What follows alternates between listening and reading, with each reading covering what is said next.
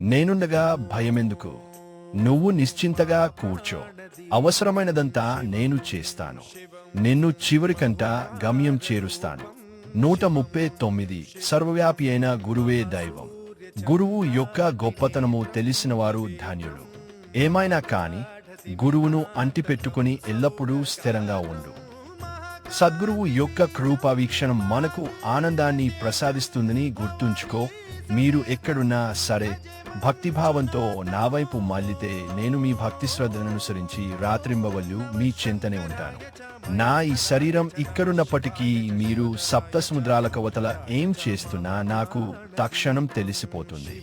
మీరు ప్రపంచంలో ఎక్కడికి వెళ్ళినా నేను మీ వెంటే ఉంటాను.